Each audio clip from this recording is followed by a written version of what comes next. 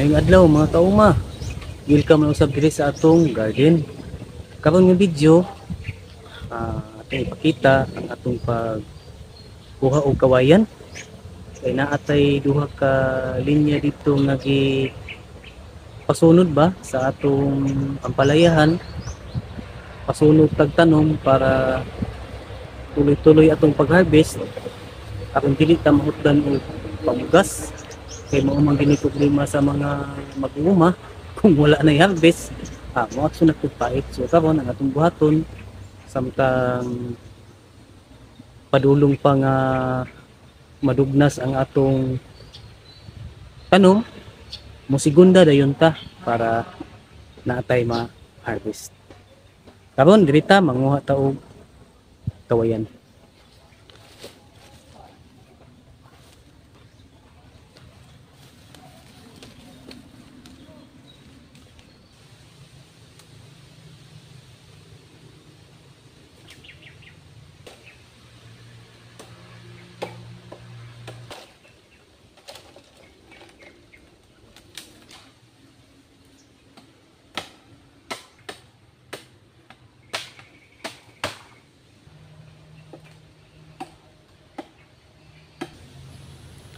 Kini nga kawayan mga kauma, diri jud ko gakuha. Taud-taud na ko gakuha aning mga kawayan na kay wala pa man kaayo ni gamita sa tag-iya kining mga yutaa dinhi. So kini nga kawayan daghan mi nga gapanguha dinhi. Bantayanan lang kaayo kay basin na ay mga bitin. So ang akong ginabuhat, ako gining ginahinluan daan ang palibot aron nga safety ta nga manguha dinhi. So mao ni akong ginabuhat, gaputol jud ko daan isa-isa diha mga kauma. Medyo lisod-lisod jud na, doble amping jud ang atong ginabuhat kay delikado kaayo ug masipyata ang mga kawayan, ang iyahang mga tumoy hait kaayo. So delikado kung masipyat tagtamak o ma-slide, maligid, tumba, diretso ka tusok ka ng mga hait nga mga pinutlan. So akong ginabuhat, ako agin nang safety ang akong mga ginatamakan dinha aron malikay ta sa mga disgrasya kay perti natong paningkamot ug pananom unya mabikil problema kayo. Kana mga kauma, makita ninyo ako nang gisukod, ako ning ginaputol daan para sayon ra ang akong pagkarga sa akong sidecar. Kana ang iyahang gitas-on mga kauma, ga limpyo gyud ko na og mga 7 feet kay ang 1 feet hana mga kauma mao na atong ilubong. So naa gyud tay 6 feet nga libre kaayo nga atong ginagamit para dili kaayo mubo ug dili pud taas ang atong mabuhat nga mga katayan sa atong tanom. Dina mga kauma, ako nang ginakarga sa atong sidecar. Pasalamat jud ko ani akong sidecar mga kauma nga akong napalit kay sa una manggod sa pagpanguha na kog kawayan, ako lang gid taong ginalukdo gikan diri ning area padulong dito sa atong patulahan.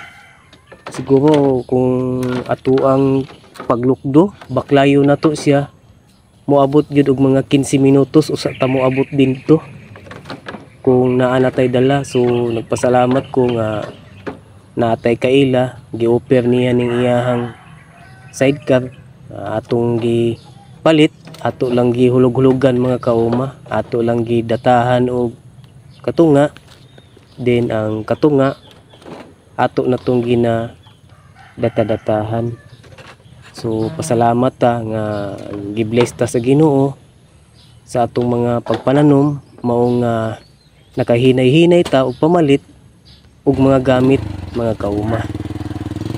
Karon mga kauma, pa biyahe na ta pabalik.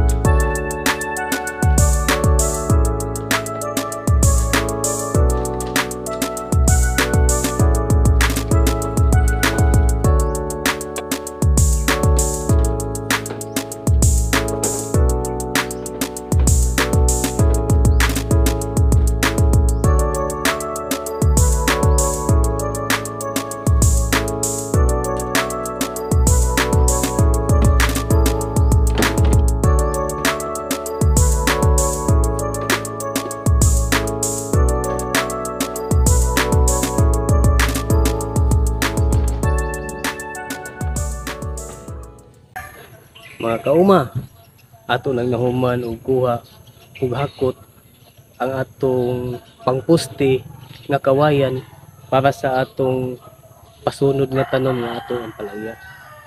Puste lang sa ni atong gikuha mga kauma, kay mao ni siya ang atong i-set up sa para makasaka lang ang atong ampalaya. Then ang next na po nato nga kuhaon niini sunod adlaw kato na pong para sa ibabaw. So tag-as na po to siya.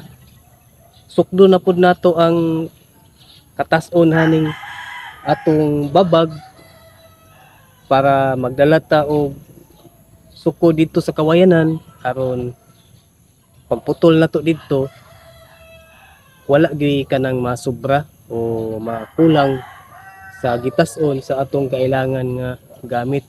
Sa una manggod sa akong pagsugod, so medyo wala pa kayo kung experience, kargado gid kayo ko og kanang mga miskat, so sayang ang kawayan, di ra balalim ang pagputulhan ni. So karon atong ginabuhat, ato gid ginasiguro ang mga sukod kay pareho haning puste.